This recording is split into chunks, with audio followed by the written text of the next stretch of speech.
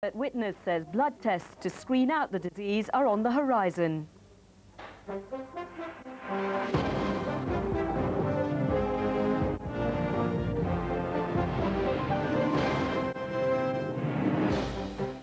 Also tonight, the death of Ricky Reel. His family ask why 6 potential witnesses have never been traced. And a word in your ear. The Southeast's own whisperer works wonders with wild horses. We look from signals from the horse to show that he's ready to bond with us, to be our friend. A faster, surer...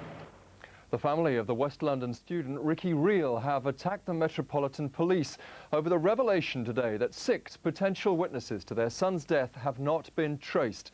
The new information came to light not through Met detectives working on the case, but officers from Surrey working for the Police Complaints Authority. Ricky's body was found in the Thames last October. Here's our Community Affairs correspondent, Hugh Muir. 10 months after the death of her son Ricky, Sukhdev Reel still mourns at the stretch of the Thames where his body was discovered. She has long voiced doubts about the way the Met investigated the case. Tonight she says they've been strengthened by revelations that Surrey officers working for the Police Complaints Authority, rather than those of the Met, have pinpointed a group of 6 people as key potential witnesses. This case needs fresh investigation, and with the intervention of Surrey, let's hope something comes forward. And I've always said that the present team, we have no confidence in the present team who are investigating the death, because they jumped to the conclusion as soon as Ricky was found, even before the post-mortem was complete, there was a tragic accident. And unfortunately, they are just sticking to this theory even after 10 months without any evidence. These are the last pictures of Ricky in Kingston town centre. Earlier, he and a group of friends had been attacked by 2 white men and were separated. Supporters of the Reel campaign say details of the Police Complaints Authority's inquiry should be released in full. They need to tell us what's come out as a result of this police complaint. It's agonising for the family not to know. They've spent hours being interviewed over the police complaint, and they have a right to know what further witnesses have been identified, what further lines of inquiry there are. The Met says information supplied by Surrey was not specific and was already being followed up. It says officers have worked hard on the case. There have been over 3,000 hours, man-hours spent on this particular inquiry. Over 1,000 people have been seen personally by police officers, and something like 1,000 handbills have been handed out. But Mrs. Reel says reassurances will count for nothing unless she can establish the truth. Hugh Muir, Newsroom South East. Well, the time now is just before... It's got a strong set of poles, and I'm sure in future we get it up much quicker than the first time. All right, how many marks do you... The display pilot. The air show is in half an hour. Women judged by old taboos on sex and points. What do I think of them? Children that age. And how interracial marriage has changed the face of Britain. There's no name for really what I am. Like some people might say, oh, she's quarter caste. Changes in attitude and identity. Love in Black and White, Sunday at 8 on BBC Two.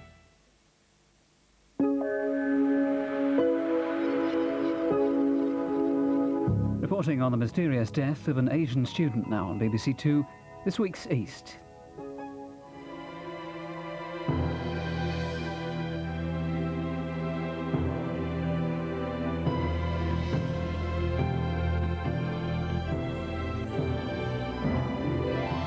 Last year, this 20-year-old student went missing following a fight involving his friends and 2 white youths.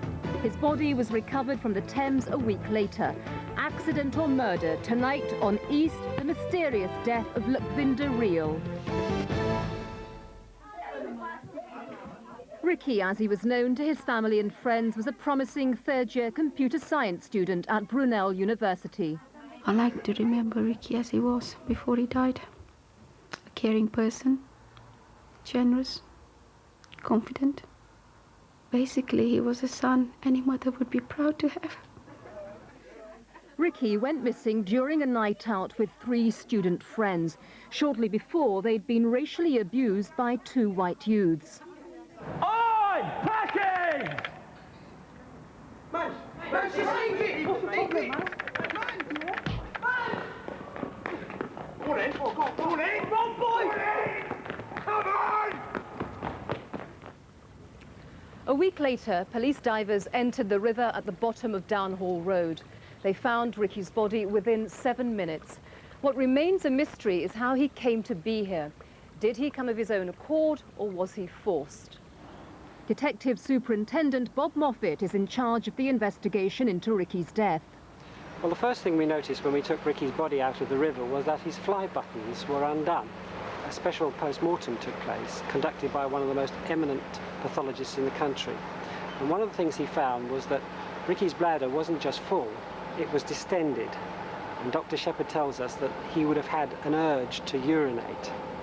The thing you notice about the river's edge is that it is crumbling away. It's very uneven, and even in the daylight here today, it's very easy for somebody to just slip off the edge. Now, I can imagine Ricky at night, perhaps having had too much to drink, perhaps stumbling around, looking for somewhere to urinate. I think it's highly likely that he could have missed his footing and suddenly fell into the river. Ricky's mother doesn't accept the police theory. With the help of supporters, she began a campaign to gain justice for her son. She feels that when the racial incident was first reported, it wasn't taken seriously. I started worrying at 1 o'clock because Ricky had told me he'd be home at 1. And because Ricky didn't arrive home at 1 o'clock, because Ricky did not phone me to say that he will be late, I knew that something was wrong. Worried and fearful for her son's safety, Sukhdev Reel spent the early hours of the morning ringing the authorities. Hello, is it Ashford Hospital? Can I have the casualty department, please? Hello, is it Brunel University? Can I speak to the security officer, please? Is it Missing Persons Bureau? Good morning. I wonder if you can help me. I want to report my son who's missing. I wonder if you can help in any way. She managed to locate Ricky's friends and discovered that they'd been to Kingston and been embroiled in a fight.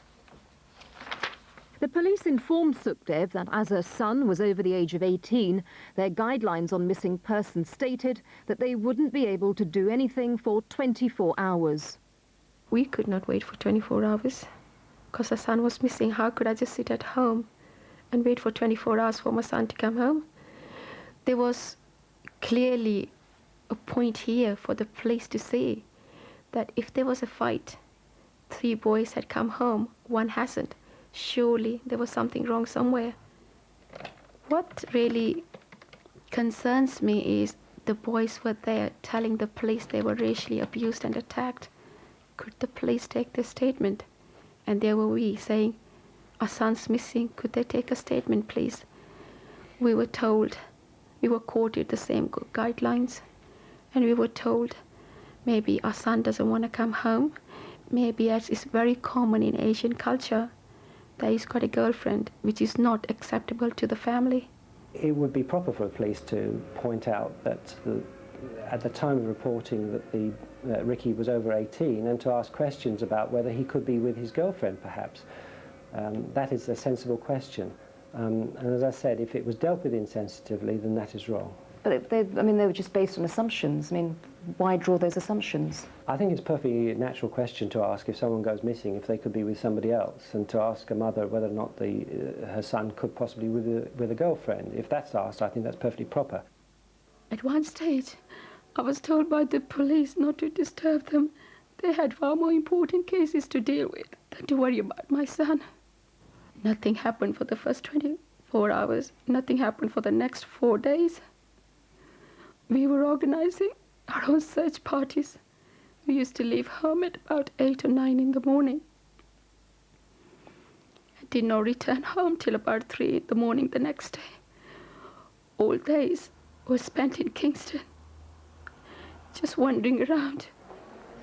We searched all the derelict buildings, went to the pubs, clubs, shops.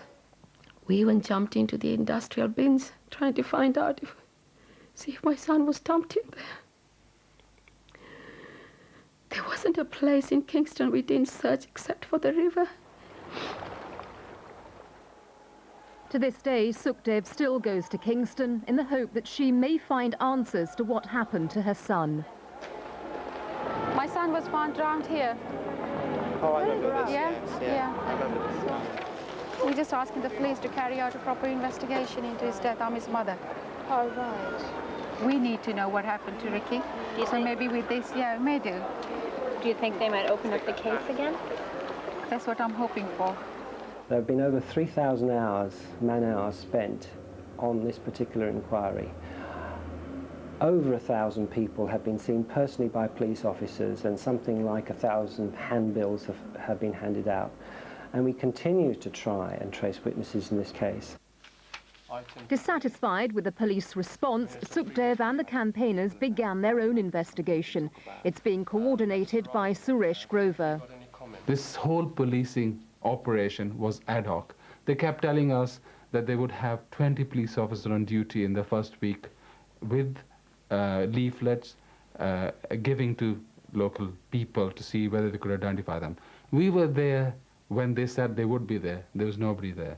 There was an air search, there were massive ground searches for Ricky, and a large number of inquiries and press and publicity. But it culminated in an underwater search, which is extremely unusual in cases of this nature. We kept on asking them to send in the divers on Thursday or Friday of the week. They did not send the divers until Tuesday. And when the divers went in, that body was discovered within 7 minutes of the divers going in. That's the appalling state of affairs that the family came across. Sukhdev's feelings towards the Metropolitan Police are further soured by the way that news of Ricky's death was broken to her family. I was told by my children that 2 police officers came home and told them that they have found the body of their brother in the river. And I got an 11-year-old son who was also present. My daughter turned around and said to me, "Mom, you should have been here. It shouldn't be the police telling us what's happened. You should be here." And I agree with her. Well, let me outline the circumstances under which we had to tell the family. We were down in Kingston, ready to film an interview by the waterside when Ricky's body was found. There were a lot of press and media people about at that time because we were trying to publicise the matter. It was getting on for lunchtime, and it became apparent to us that this matter might suddenly go out on the lunchtime news, and that the family might actually hear of the death of their son, not from a police officer in a sensitive manner, but actually on the news, which would have been absolutely intolerable as far as they were concerned, and outrageous. So I grabbed hold of a newspaper man. I said, please, please don't put this out in the media straight away. Give us a break. Give us half an hour at least to try and tell the family. We were doing everything possible, and it's... You weren't expecting to find the body, otherwise you wouldn't have had the cameras. Absolutely. There. Absolutely. So you kind of caught on the hop, really, weren't you? Yeah, yeah. When it became clear that the police favoured the theory that her son had fallen into the river while relieving himself, Mrs. Reel and the monitoring group stepped up their search for witnesses. Immediately after the incident, we leafleted this whole area, including Wood Street, Clarence Street, right up to about here where we've got the nightclub. Options nightclub. It's all been leafleted. The police say it was an accident because that is the only theory that they can come up with. They have created this theory because it is simple, but it doesn't fit into the facts or circumstances that exist around Ricky's death or disappearance at all. The Justice for Ricky Reel campaign has enlisted some high-profile support from the father of Stephen Lawrence. His teenage son was murdered in a racial attack in southeast London in 1993 and is still fighting to bring the killers to justice. I want justice for my son. You want justice for your son? Yeah. Plus, you also want to know what happened on the night, who was responsible, and for the police to really take this seriously. Yeah, it's about time. It's about time. Because that's what I would want. Yeah. I can identify by the way she's being treated by the police and that she's not getting any answers, and that's the same thing that happened to us. And it took 3 years before we really knew what happened to our son. And again, I'm saying, I'm hoping that Mrs. Reel don't have to wait for 3 years to get some answers. It shouldn't take the family to push for something like this, for them to find out that they're doing something wrong. And they should have learned by what we've done in the past and not let it be happening now in the present. The police haven't really investigated the racial element of this case. They haven't done a reconstruction, despite our numerous requests. And they haven't issued any EFITs of the two white youths who attacked Ricky and his friends. On the 14th of October, the night that Ricky went missing, he and his 3 friends had planned to go to Options nightclub in Kingston. The following day, Ricky was looking forward to a computer launch as part of his work placement at university. He never got to either. Ricky's friends, the last people to see him alive, agreed to a recorded interview. Fearful of possible reprisals, they've asked not to be identified. For the first time, East reconstructs the circumstances surrounding Ricky's disappearance. We've used actors to reenact the events of that fateful evening.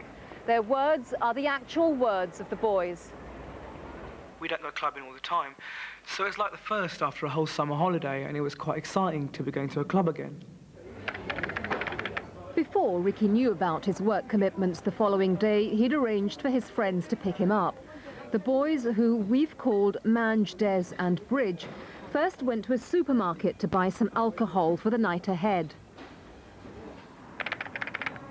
Ricky had been waiting for them, and at approximately 9 o'clock in the evening, they picked him up from outside his house.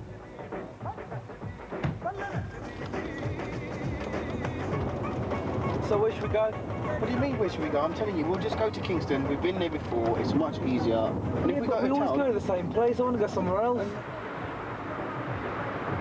A few of the boys had been to Kingston before, but weren't familiar with the area.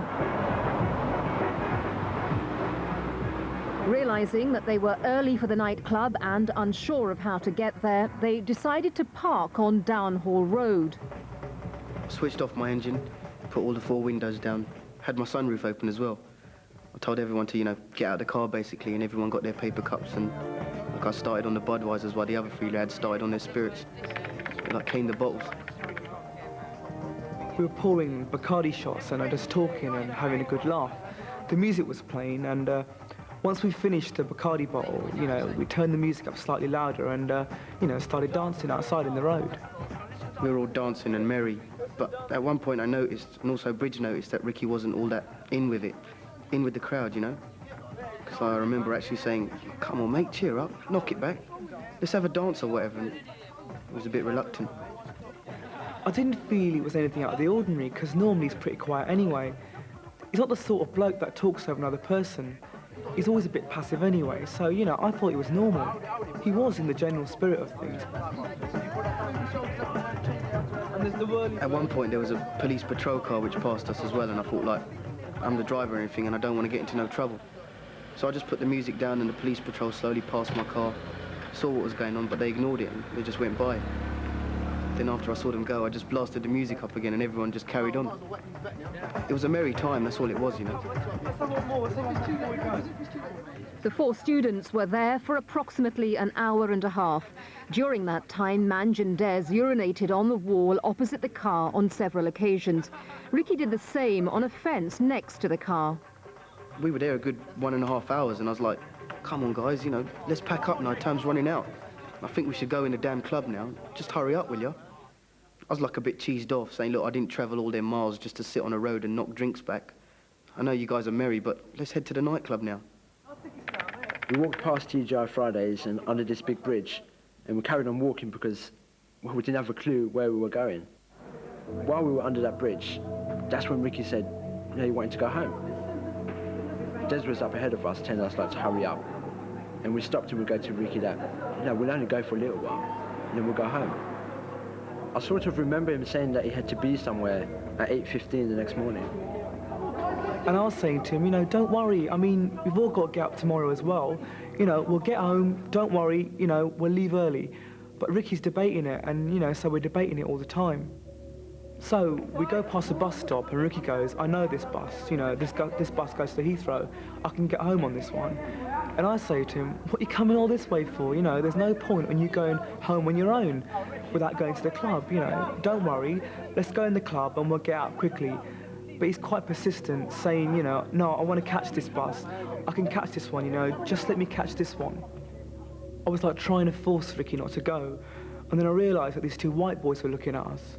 We were speaking pretty loud, and one of the white blokes shouted out, "Oi, Packies!" and Mans ran up to face them. Mans, what about? What's your problem? Mans, what's your problem, man? He punched me straight away. So I went for him, but I totally missed and it was like I didn't even manage to get him. So I thought, we're going to get beaten up now. As soon as I saw Mans get hit in the face, I ran over to help him out. You know, I went for the other guy, and I just heard Mans say, "Scram." I saw Des and Mans go back in the opposite direction. One of them came after me, and the other was still standing in the middle of the road. As he was chasing me, I just stopped. I thought, all right, what can you do to me, you know? You're just going, packy this, packy that, kill you, and laid into my ribs.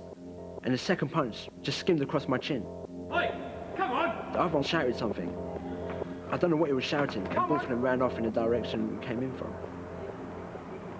We thought there's like 2-on-1 against Bridge. Bridge is going to get beaten the crap out of. We were fearing for Bridge at this point. So he ran back, and the next thing I saw was two white youths run from the direction Bridge was in and then jumped on the bus. I mean, I'm 99% certain it was the same white youths because the area was empty and they looked to me the same sort of build and height. I mean, it was an empty bus and we did see two white youths go on the bus. But as to whether it was those two white youths, I can't be 100% certain. But 99% certain, you know, similar build, similar height. It must have been them. We better find him, you know. It was at this point that we realised that Ricky wasn't with us. Come on, Des, find him, man. At the time when the fight started, Ricky was still at the bus stop. He didn't move when we ran towards the two white guys. And then as soon as I ran up, I don't know what happened to him. What we presumed was that when Mans said scram, Ricky ran as well.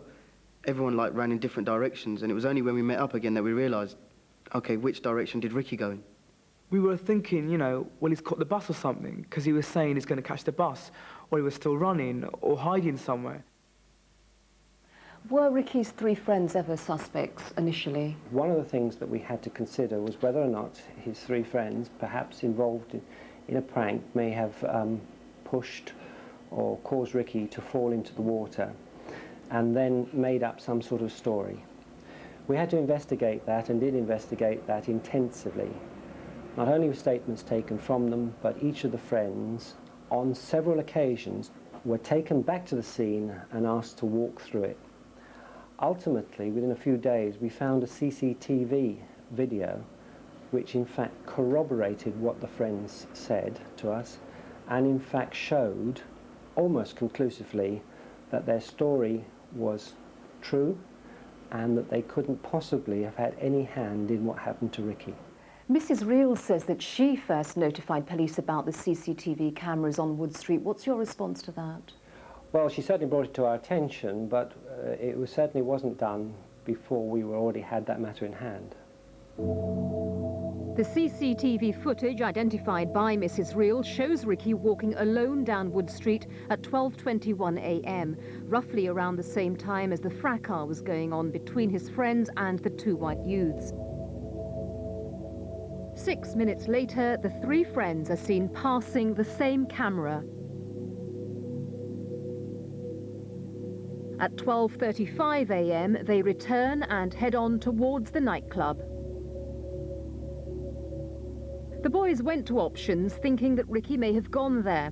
When they realised that he wasn't in the club, they presumed that he'd gone home. Were there any special efforts made in particular to try to trace the two white youths?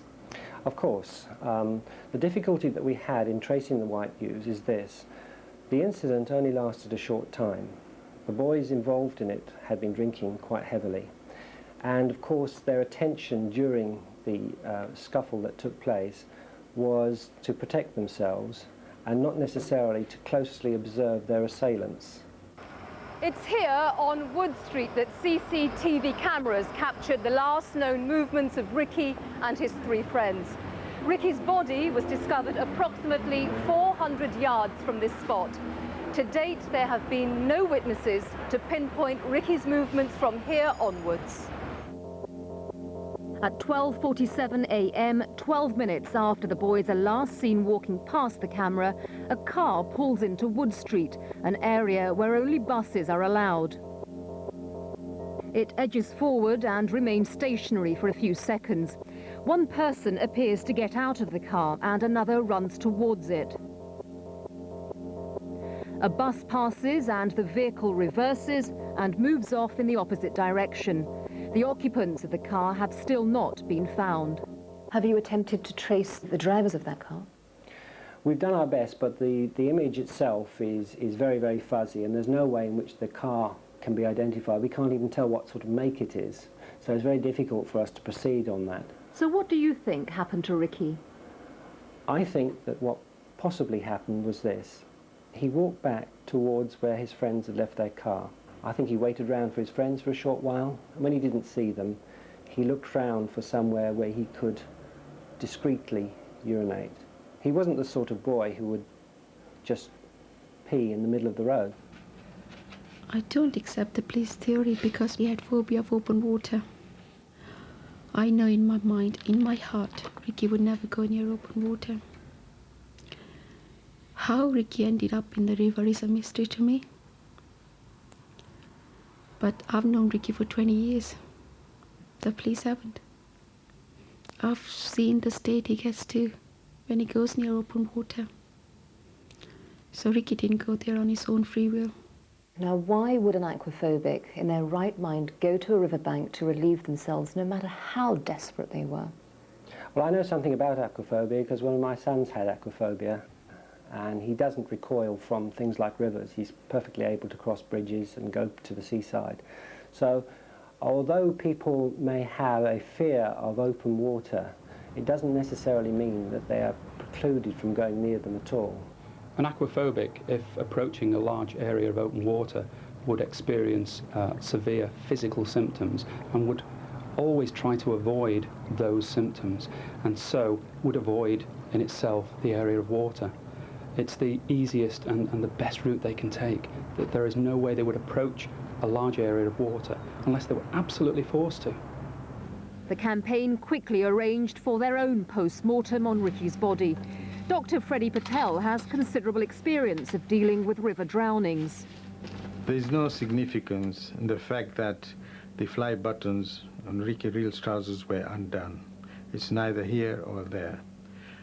I've dealt with the Marchioness disaster, and many of the bodies had their fly buttons undone. This could occur when the body is being retrieved from the water or handled when out of the water. I don't support the police theory that Ricky Reel went to the water to empty his bladder and fell in the river during that process, because although the fly buttons were observed to be undone, Ricky Reel's underpants were still fully up, and the first pathologist at his examination observed that the bladder was full, which suggests that Ricky Reel had not emptied his bladder. Ricky's friends also question why he would have gone to the river to urinate. He had, after all, happily made use of a roadside fence earlier in the evening. The Reel family have instructed their solicitor, Louise Christian, to make a complaint on their behalf to the Police Complaints Authority. I felt very strongly that this was a case where the police investigation should have been far more thorough, and I was very concerned about the similarities with the Stephen Lawrence death, that a case where a young man had disappeared after being racially attacked was not being treated as a suspicious death by the police and was not being taken seriously enough. The solicitor for the Stephen Lawrence family, Imran Khan, feels that racial incidents involving ethnic minorities aren't thoroughly investigated. For example, in the Everett case in which I was defending, young Richard Everett was a white man. He was murdered in King's Cross. Those who were suspected of that murder were a group of Asian lads. And in that case, police officers got a group of Asian lads together, and some of those individuals were subsequently charged with murder within 2 hours of the murder taking place. If you compare that with the Reel case, or indeed the Lawrence case, there seems to be complete inaction immediately following the incident, and indeed in action for some period afterwards. By day, Kingston is a shopper's paradise. By night, it takes on a very different feel, with the shoppers being replaced by people out at its many clubs, restaurants and pubs. What is alarming about the area is the rise in the number of reported racial incidents. 4 years ago, 39 racial incidents were reported to the police in the Kingston division. Since then, there has been a steady increase, with the figure reaching 90 last year. Racism is a problem everywhere in London. It exists, and I consider it to be a particularly despicable form of crime. It exists in Kingston. I wouldn't consider Kingston to be a particular problem in relation to racism, however. The figures show an increase. I mean, that's indisputable. The figures show that more are reported, and that, as I understand it, can be due to the fact that we are encouraging people nowadays to report more racial incidents more frequently. Is the investigation still ongoing? It is ongoing because we're still trying to trace these vital witnesses that may exist. But I must say that in the months that have elapsed since Ricky's body was found, we've covered an awful lot of territory, and there are fewer and fewer avenues available to us.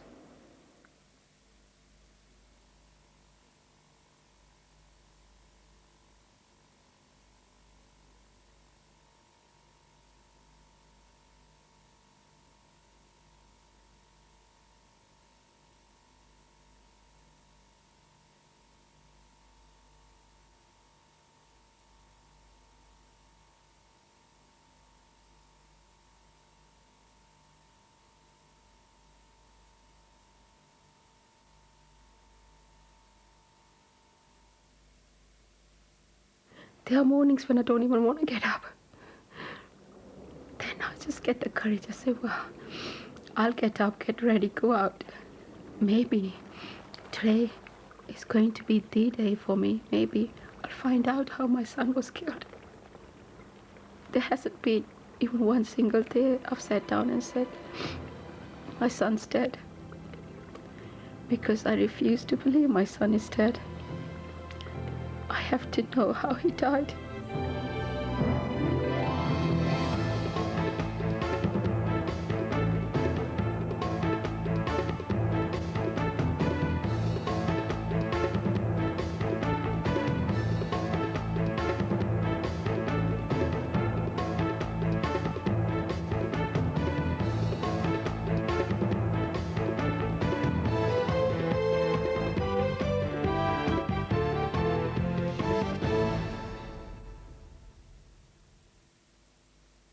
If you have any information on the death of Ricky Reel or were in Kingston on the night of October the 14th last year, please call Crime Stoppers on 0800 555 111.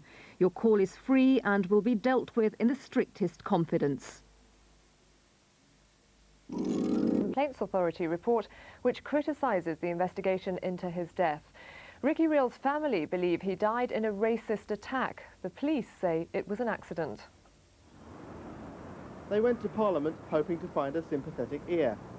And as Mrs. Reel left the Commons with her solicitor tonight, after a 35-minute meeting with the Home Secretary, they seem confident they'd gained a new ally. Mr. Straw listened to my concerns, and I'm just glad that somebody did at last listen to what I had to say. If the Reels gain agreement from the Home Secretary that they should see the PCA report, it will put considerable pressure on the Met. The force has twice refused to release the report, citing legal reasons. But the Reels believe tonight that those objections are becoming more difficult to sustain. Hugh Muir, Newsroom South East. A doctor Stephen Lawrence to be brought to justice. Next on 4, hoping for a miracle, chronicles his painful odyssey.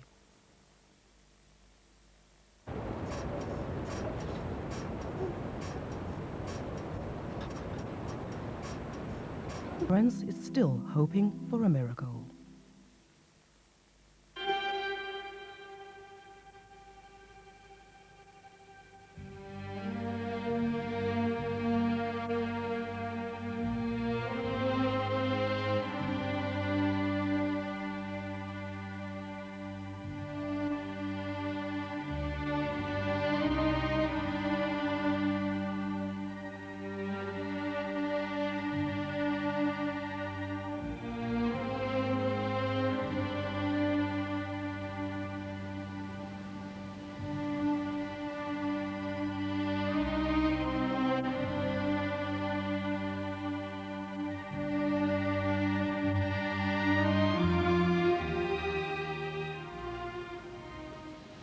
so, Neville?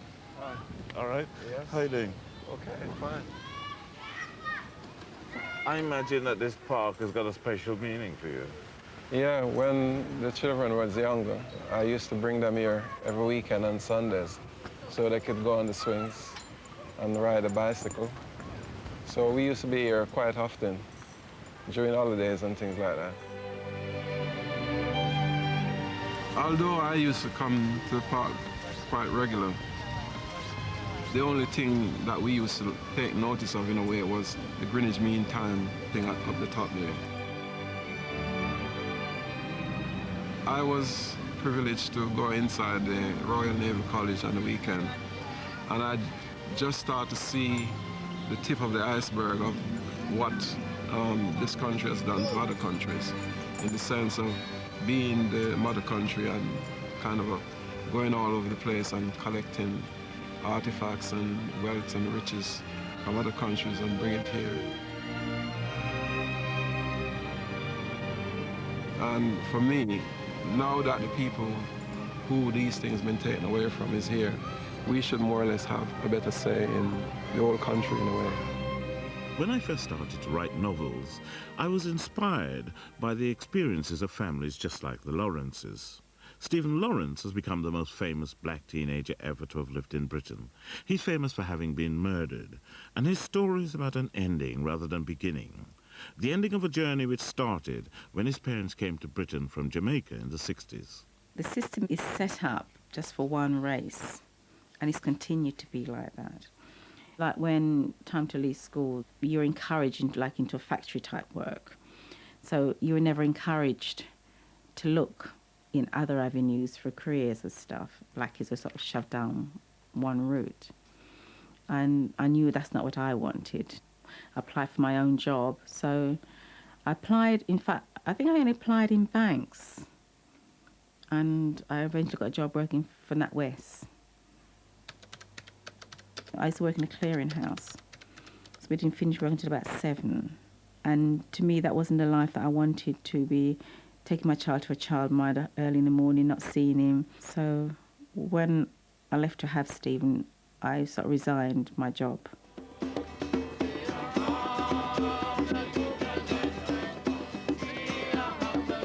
And my final plea to the residents of Eltham, it is high time the boil was lost, and those who got evidence about how Stephen was murdered, I'm pleading to them tonight, please come forward and tell us. We agreed to set up a major inquiry. It will examine the police investigation and the lessons which we as a society must learn about racist crimes. In the weeks and months ahead, let all of our diverse hopes be in the forefront of our minds in the pursuit of justice.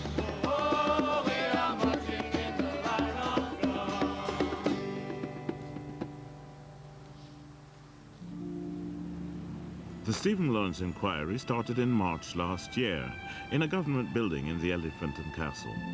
It was the culmination of a 5-year struggle, marked by agonizing failures like the unsuccessful private prosecution of the suspects 3 years ago. Well, we hope that at last we'll get to the truth and find out some of the things that happened on the night that Stephen died, so we can put our mind at rest. I'm having the same concern as when we went to the Old Bailey about the people who are conducting the inquiry, and I hope that they won't let their feelings, interfere with what they should be doing. We've heard that judging in charge is really not all that good when it comes on to race matters. I heard about his stand against immigration and his attitude towards racist issues.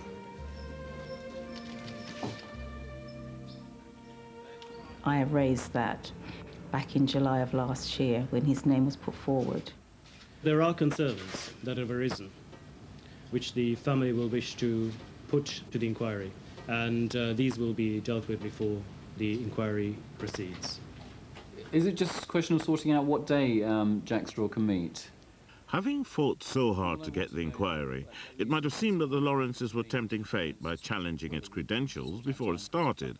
But they had little reason to trust the authorities, and it was a gamble which paid off. The Home Secretary is to meet the parents of murdered teenager Stephen Lawrence after the public inquiry into their son's killing was dramatically adjourned on the opening day.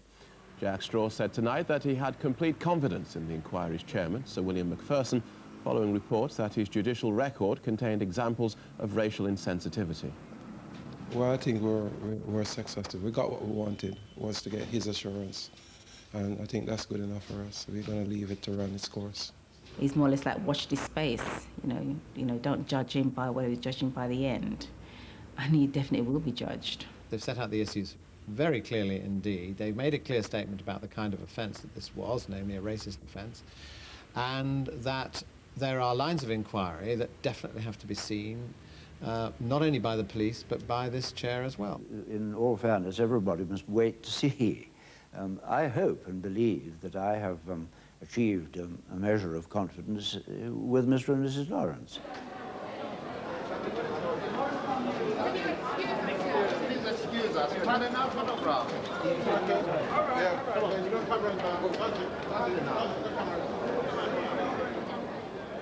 The inquiry into the murder of black teenager Stephen Lawrence has been hearing the evidence of his best friend Dwayne Brooks, who was with him when the attack took place.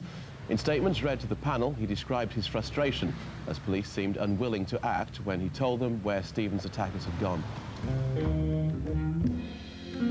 In my experience, racist murders usually have undercurrents linking a deadly pattern of violence to local social conditions.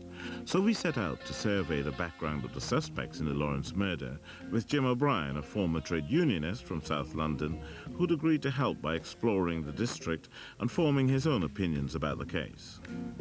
After a few tense weeks, he took me on a ride through the Prospect Estate in Eltham. Now, apparently on the night, the 5 lads were over on the far side of this roundabout, and they spotted the 2 lads, Stephen and Dwayne, on this side of the road, walking up and down trying to spot a bus. And some comment was shouted across to them about what nigger. Dwayne, being Dwayne, ran. Unfortunately, Stephen, being Stephen, didn't think he'd done anything wrong. And they caught him just here and stabbed him twice.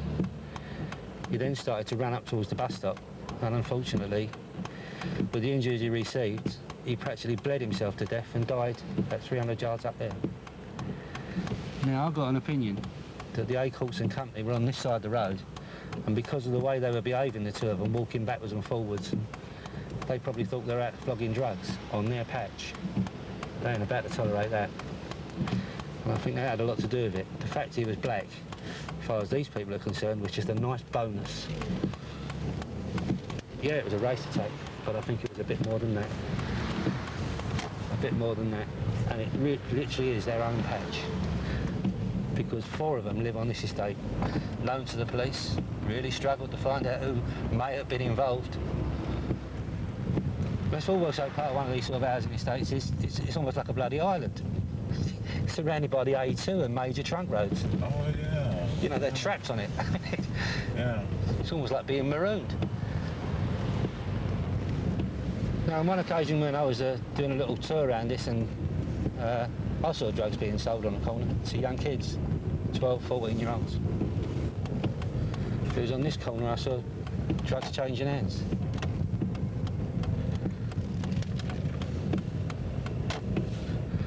On the night of the stabbing, one of the key witnesses made a statement that just after the stabbing, he visited the Acorts house, and there were 4 of them in there. All of them had just had showers. Their shirts were being washed in the washing machine, and they were clearly agitated. And there must have been an awful lot of blood around with the sort of stabbing that took place that night. I think it seems pretty amazing to me that if the old Bill had done a house to house that night, they would have actually captured them. Blood-stained clothing, the lot. A senior detective who first took charge of the Stephen Lawrence murder inquiry has admitted to the official inquiry that he was wrong not to arrest 5 suspects within days of the killing. Detective Superintendent Ian Crampton, who's now retired, said that despite several early tip-offs naming the youths, he felt there wasn't enough evidence to detain anyone. I've made myself a promise over the years that I wouldn't go on the dance floor and dance again until somebody's inside doing time. I've not been able to do that for the last 5 years, so I'm hoping at the end of the day I'll be able to go out and dance. Nowhere to go, your future holds no promises. The last record that Stephen bought for me in a tape, it was Ellen Baylor. We used to listen on weekends when I'm home.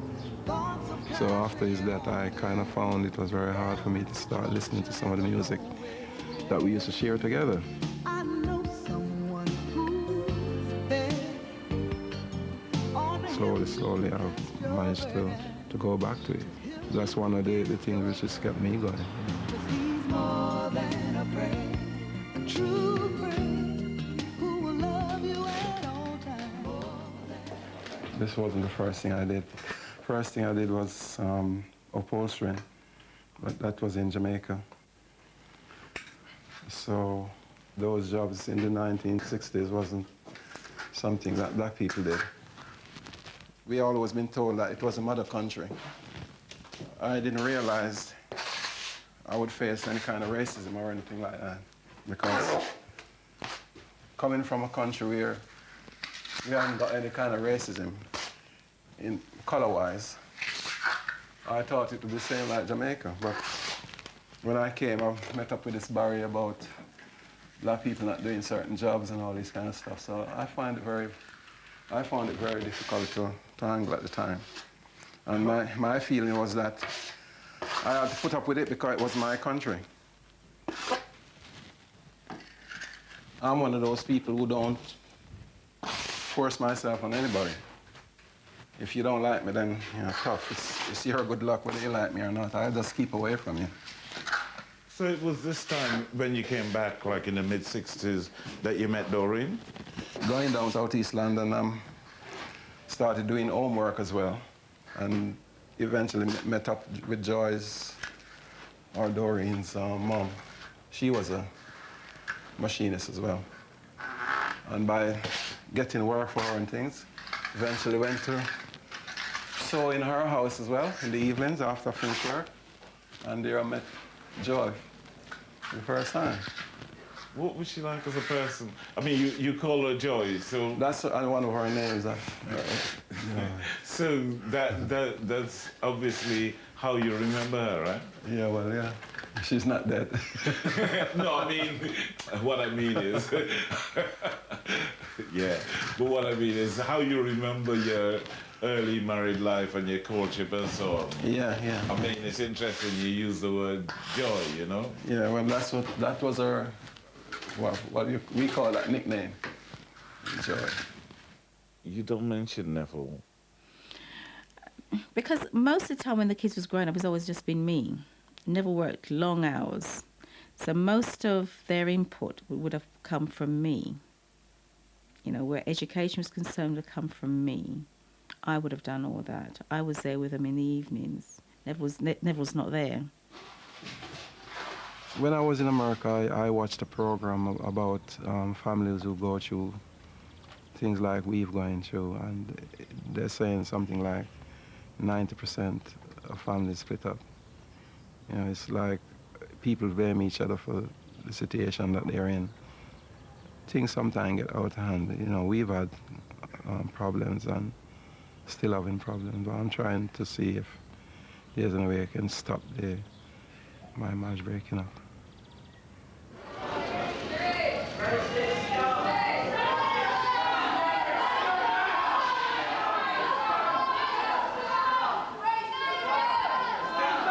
Those 5 people up there are sitting in that place, and we want them to know that they just can't breathe in and out and feel all cocky and dandy, okay? So it's important that we actually realize what we want to do today. Black people's frustration with the justice system has been building up for half a century, and it was no surprise when the exclusion of some spectators from the inquiry chamber sparked off a scuffle which escalated into a near riot. These were the scenes which everyone concerned had been seeking to avoid. The evidence of the killers who were on the stand is making people's blood boil. Their evasiveness, their lack of honesty, their complete disregard for this inquiry is just infuriating people. What's happened is, when one of the merchants got up to give evidence, a member of the public went up there and tried to box him down. And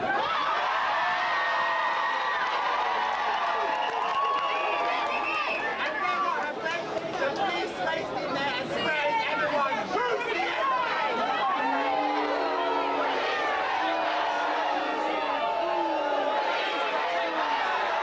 What's happening here this morning is not going to get to the truth. No. It's going to stop us getting to the truth. And we are going to be branded as hooligans. For the past 5 years, I've waited patiently for this day. I don't want anybody spoiling this for me or my family. I do not want to give that judge any excuse in either to shut the inquiry down or to hear evidence in private. I do not want him to have that excuse. It's a public inquiry. You have every right to hear it. But I'm Stephen's mother, and if I ask or requested people just to respect me, I think it should be done.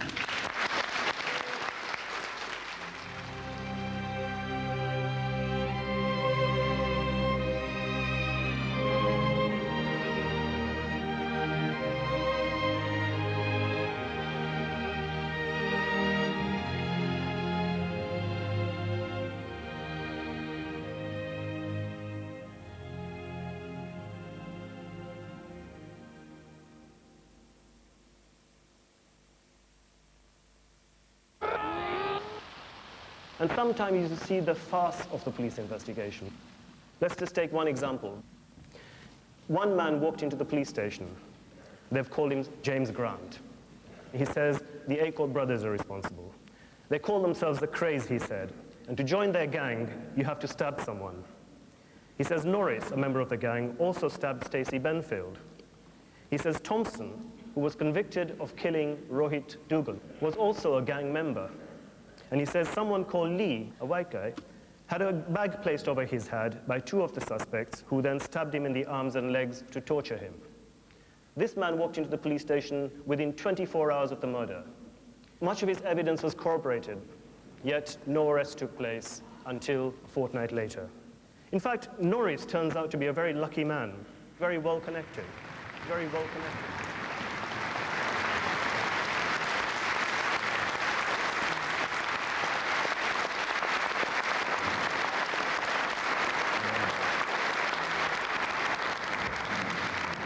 This past week has been really bad for me.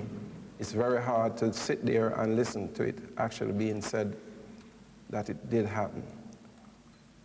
And one of the worst time of my life as well this week was to hear one of the senior officers saying that they had enough information to arrest these people the following day or the day after. And every night I go to bed, I can just picture my son lying there on the ground, dying, and an 11-year-old girl saying to the tribunal, they did nothing. And she stood at her window and watched my son bleed to death. And these are professional people who are supposed to be there to try and help my son. And as you all know, that after the collapse of the trial, I had to go away from here. And since then, I cannot find it in my heart to stay in this place because there's nobody protecting us. And listen to what I'm saying, nobody protecting us. It's about time we start being ashamed of what's being done to us and start fighting back. Thank you very much.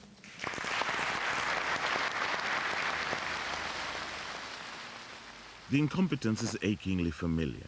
30 years ago, I watched my older brother conduct a campaign to convict some policemen for the murder of a Nigerian student in Leeds. In 1997, the Police Complaints Authority report admitted that the Lawrence investigation had been bungled. What I asked for once he was murdered is for them to do their jobs. I wasn't asking for special treatment. And the fact that these officers now have all retired, That's telling me a lot. That has told me a lot. If it's not a racial element, then what is it? If it's not racial element, then it must be corruption. So what is it? The question still remains. The magnitude and level of incompetence cannot be explained away as, you know, one bad apple or even half a barrel of bad apples. It has to be explained in terms of other forces at work. Allegations of police corruption have once again come to the fore in the Stephen Lawrence inquiry as its first stage draws to a close. Stephen's family have persistently maintained that the failure to convict their son's killers could not just be put down to incompetence or racism. Their main focus is the father of a prime suspect, Clifford Norris, a known criminal with links to the underworld and the police. At the moment, we're just going up towards Senior Norris's house, Cliff Norris's home. What's he in prison for? My understanding is he's in prison for he was captured with drugs and guns, Kalashnikov rifles in the boot of the car. I can't remember the last time anyone got done for a bank robbery with a Kalashnikov rifle. Shotgun, yeah, handguns, yeah. Kalashnikov rifles. That's a different ball game entirely, isn't it? So where was that going then? Well, I was told by one person I spoke to that he was flogging guns off to Irishmen. And what would be his connection with the police then? Oh, that's the million-dollar question, isn't it? I mean, it's pretty obvious to anybody. Cliff Norris is an heavy-duty lad, heavy-duty criminal. Questions have got to be asked. How he managed to operate the way they did for that long. When you think of the tragedy of it, 10 minutes from the Prospect Estate and you're in this. Yeah, beautiful. It's a fox. Yep. I'm an estate agent, but I'd like to have a few of these on my books. Be careful I don't miss the entrance. They don't exactly advertise it. Here we are. And number 7 is that house there, where the gates are open. I think someone's in. So we just turn round. It's Mr. Norris's home. Very nice it is too. Back up. You're never going to get an officer to say, yeah, of course I'm corrupt. Furthermore, you know, these are the dirty £5 notes I handed over, or whatever the situation is. You're never going to get that. All you can do is have a set of circumstances from which the inference is so great for the obvious delays in arrest, for example, that there's only one explanation.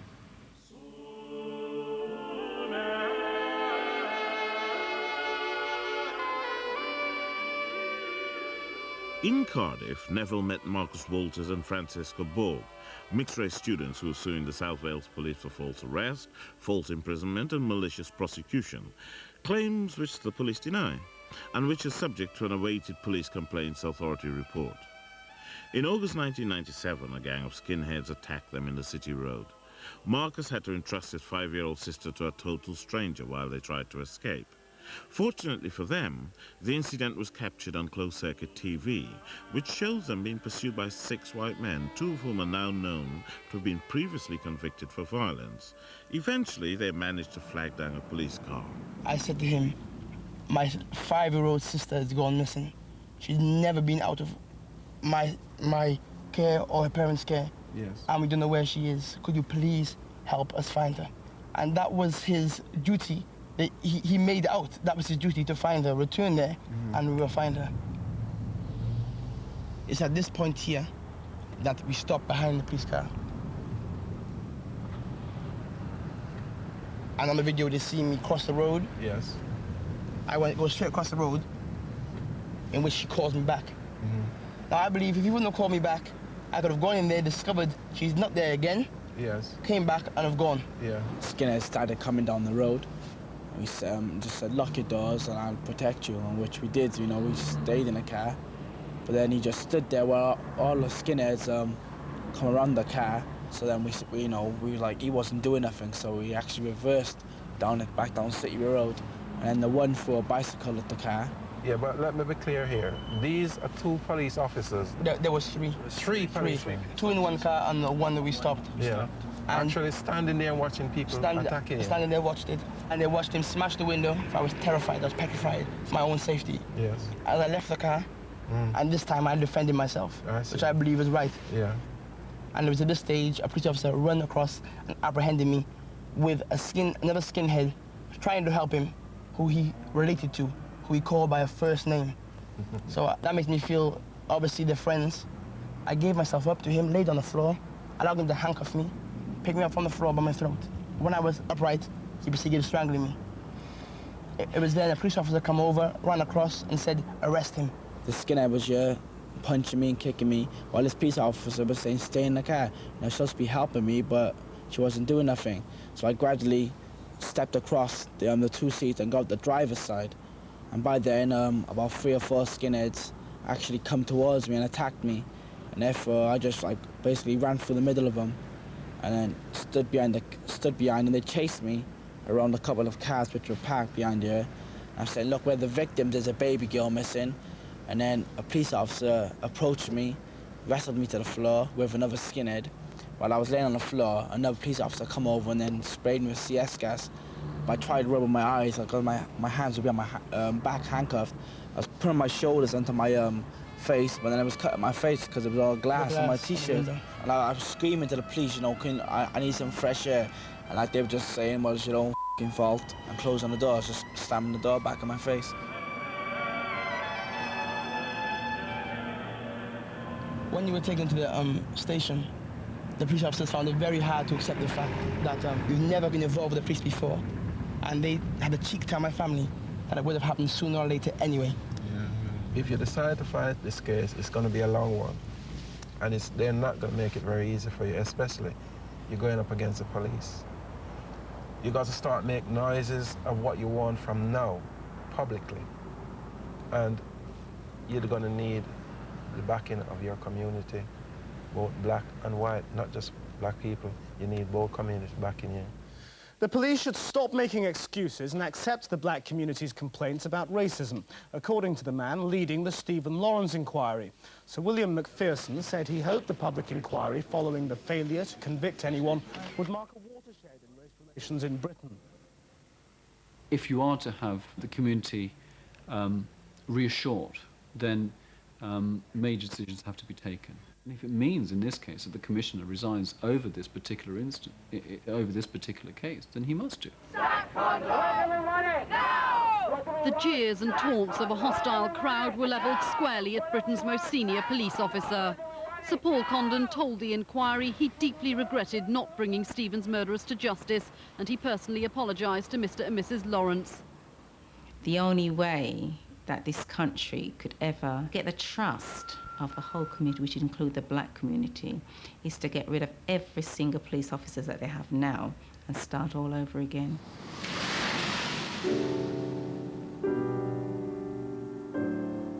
Another murder which hasn't been solved since January 1981 is the New Cross fire, where 13 black teenagers died. After 17 years, the police have now backed the reopening of the inquest at the instigation of the Parents and Survivors Association, which still meets regularly. People don't remember us no more. Maybe because a lot of other things have happened, i.e. Stephen Lawrence, Roland Adams. So it's sort of like that's taken over where we were, but it's not supposed to take over. Until someone's brought to justice, then you know, we can put closure to it, can't we? You're never going to forget, but at least that way you can say, well, you know, someone's answered for this, so we can try and move on. All we knew at the time is just to save our lives and save anybody else who we could have saved. And then the police came to us and started asking us stupid questions, interrogating us, asking us things that we didn't have no knowledge of at all. But there was no one else to ask questions but the kids, because the adults, they kept in the background. The police did not actually finish their investigations when they went to court. So you could see where everything went wrong. Those wicked people who sat there and see all those kids go up in flame, and nobody want to help us. I lost my best friends, I lost my girlfriend, I died. On the 18th of January, 1981, I walk this earth like a zombie because I cannot continue with my life properly. because nobody ain't ever been out there to help us, and nobody ain't ever been there to give us the truth. The damage done to survivors has now also become part of Neville Lawrence's campaign. Along with the father of another murdered teenager, Roland Adams, he set up a charity to help the victims of racist attacks. To meet these parents and relatives is like seeing a roll call, which has got longer and longer over the last 30 years. United Family, we hope, is going to be working with other organizations to support families, and we're hoping also to have funding so we could support them financially, support from housing associations to move them if they need to be moved quickly, barristers and lawyers on hand to give them advice about their cases, and we ourselves would like to act as counselors to help them through the first rough patches.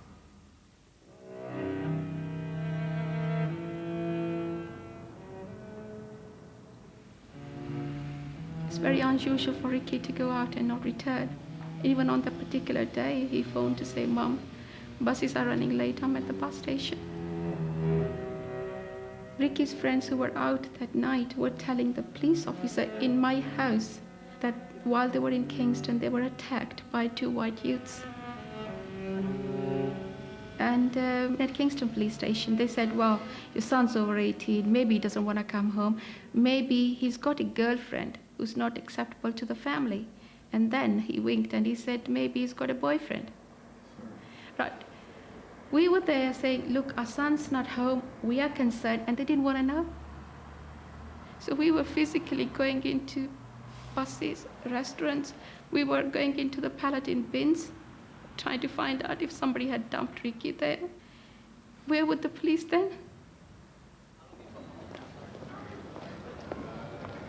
From the 15th of October to the 21st of October, they kept coming to Kingston Police every day, asking them to find Ricky. They were told that the river had been searched when it hadn't been searched. Mrs. Reel actually found the video evidence at Bentel's showing Ricky's last moments. All the investigation that the police should have done was done by her and her family. When finally they searched the river, it took them only 7 minutes to find Ricky. 7 minutes when they wasted 7 days. And I was dreading going home to tell my children. The liaison officer did not wait for my return. She told my children that they found the body of their dead brother at the bottom of the river. My 11-year-old just went into a shock. He just sat at the settee, didn't want to talk to anyone, didn't want anybody to touch him. He won't move, he won't say anything. And where is the policy that says go and break the news like this to an 11-year-old? Well, do you have this thing where you hear the doorbell ring and thinking, is Ricky coming home? Yeah. I go to Ricky's room during night time. I sort of think, well, maybe he's sleeping in his bed. I go into his room and I talk to his picture, ask him questions. And all I can see is his eyes. His eyes sort of more or less asking me questions. And I'm trying to find the answers. I don't know whether I'll ever be able to find those answers or not. Make police the racist police, justice for Ricky now! Make police the racist police, justice for Ricky now! This case has similarities with the Lawrence case. The racial motive wasn't considered. No investigation was done. Now, even if we find the killers of Ricky, we don't have any faith in them arresting them. Never mind getting the evidence. I don't think I have any faith in the present investigators, really. I don't think I'm ever going to get any justice for my son. I'm just wasting my time. You still have to try and find a reason why, because you can't come to terms with it unless you find the reason why.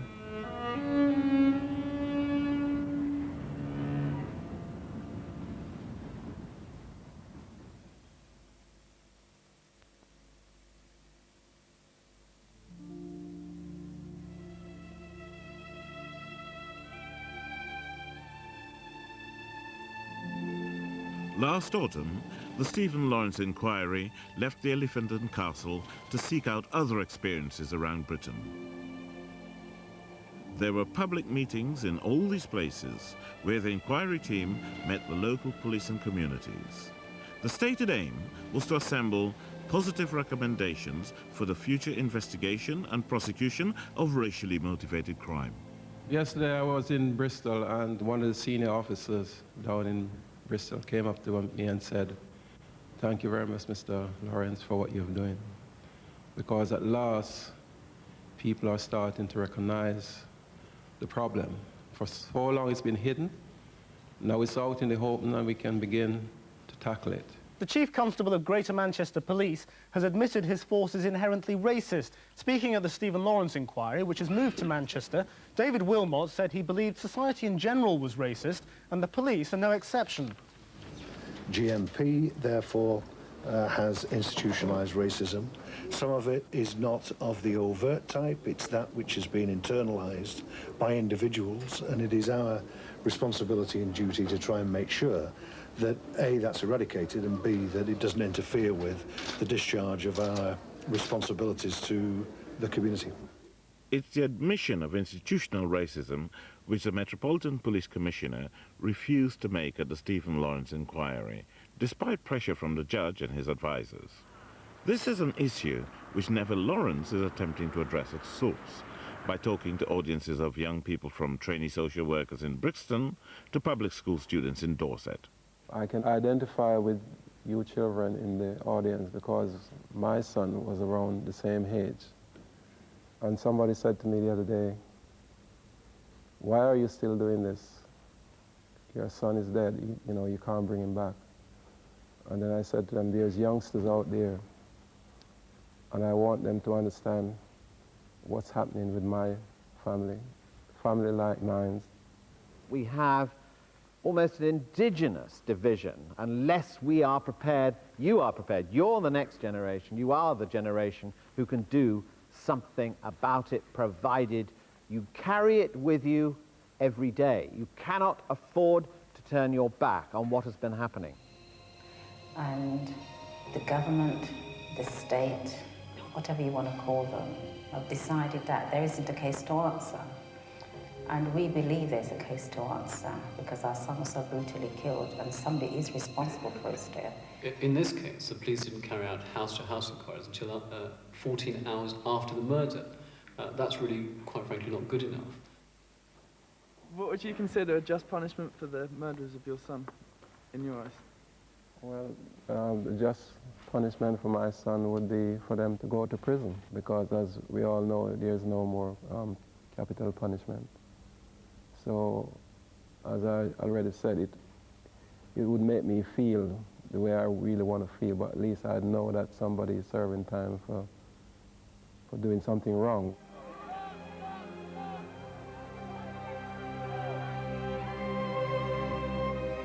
It's in the wake of the inquiry that the black and white community have jointly realized the magnitude of the problem that is facing all institutions in this country. A number of black families are encouraged to speak in a way that they would never have spoken, I think, 10 years ago, 15 years ago. And I think that's the point of a civil rights movement. It is to ensure that people recognize, one, there is an illness, and everybody has to face it, and it's an illness that needs a cure, and two, that we're going to stay there until the cure is effected. I have now realized that sometime you have to make some kind of sacrifice. And I'm hoping that the sacrifice that me and my family are making be a lasting one, and that through some of the things we're trying to do, like, for instance, the trust and the civil rights movement, if we do get that up and running, we won't have to have another family go through the same thing that we've gone through.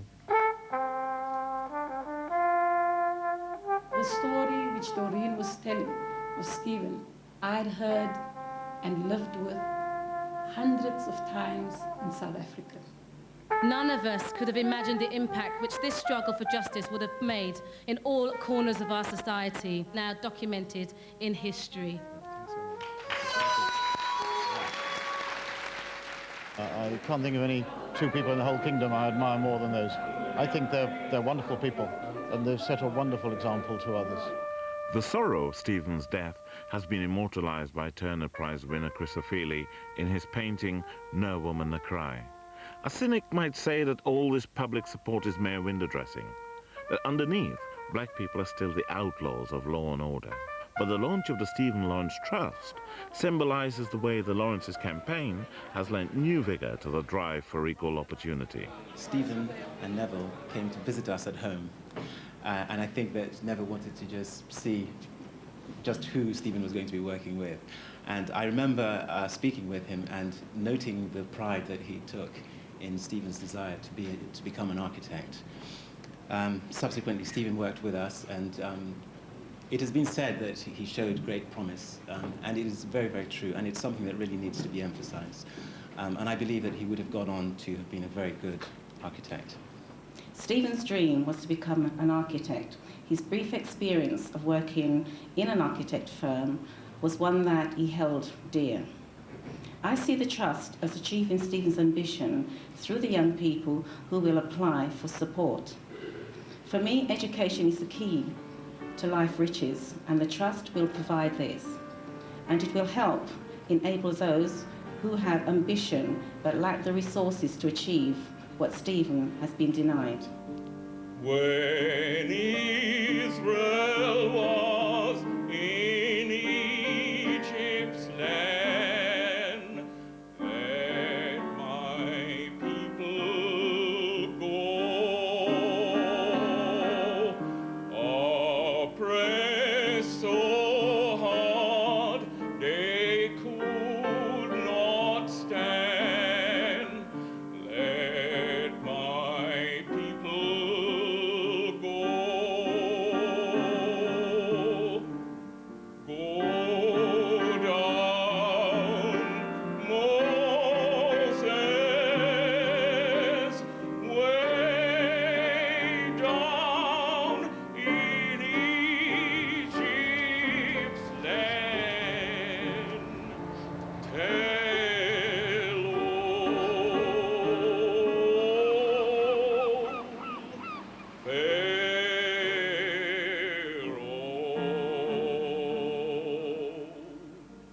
to let my people go.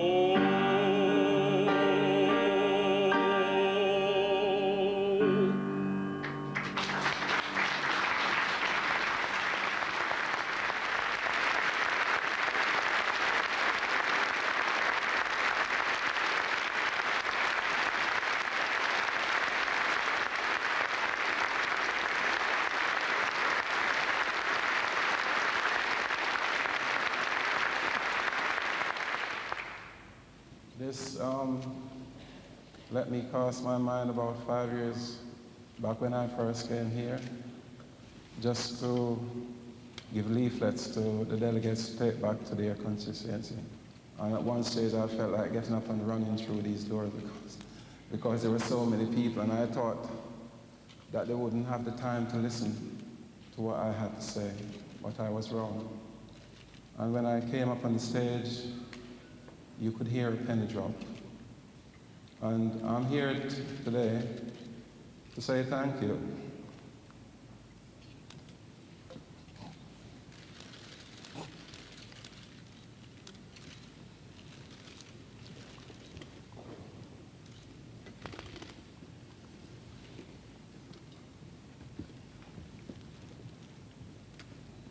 To a lot of people.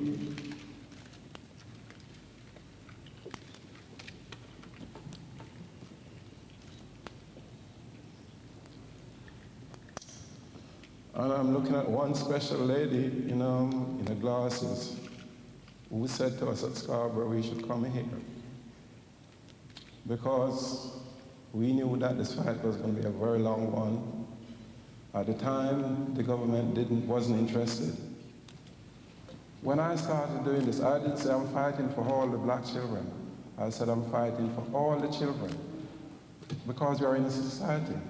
And everybody has a part to play in the society, even the black ones. especially the black ones.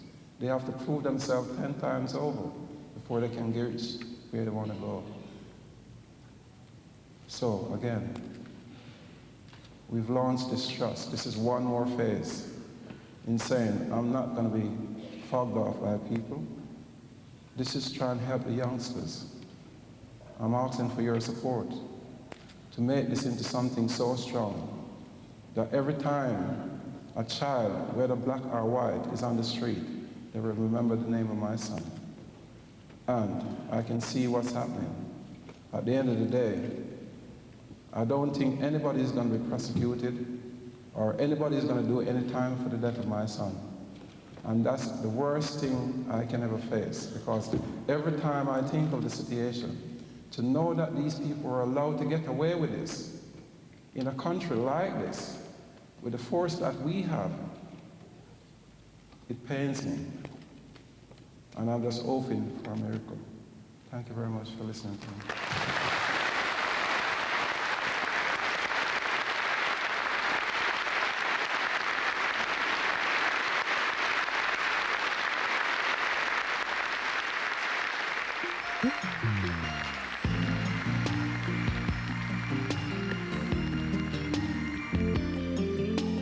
Feel like your life has ended, nowhere to go.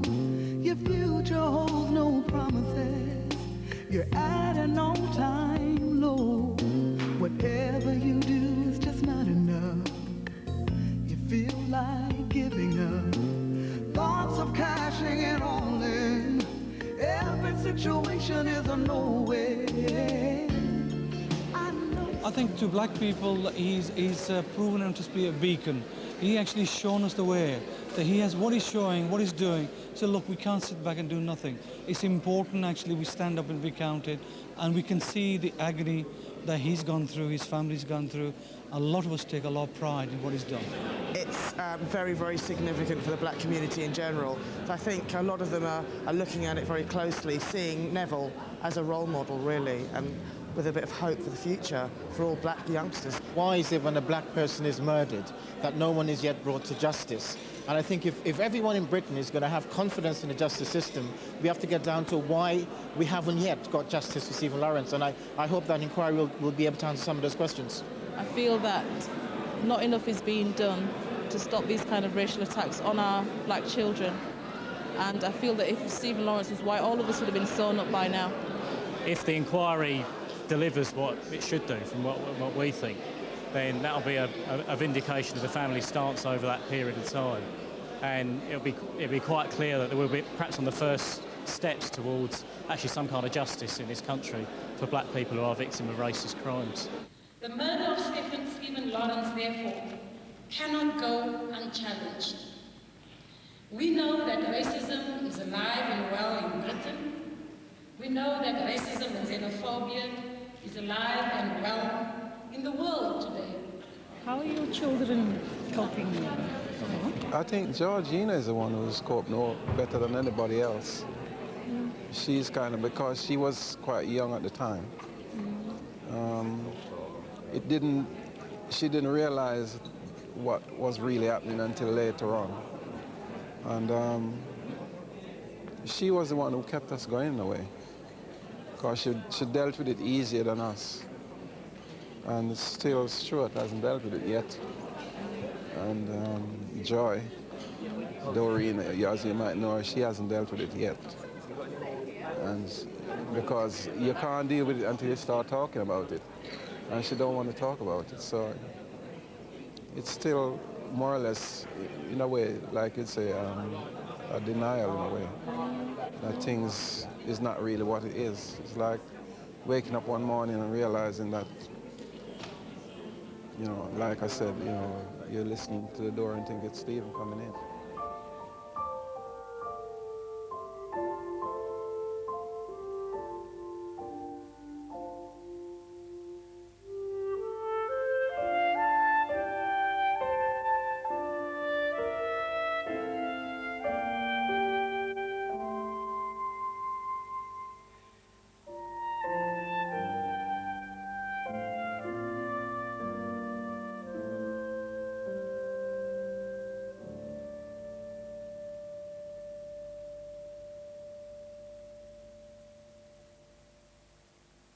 There's a special Channel 4 information line with details of organizations who offer help and assistance in cases of racial harassment and can give information about the various campaigns mentioned in the program.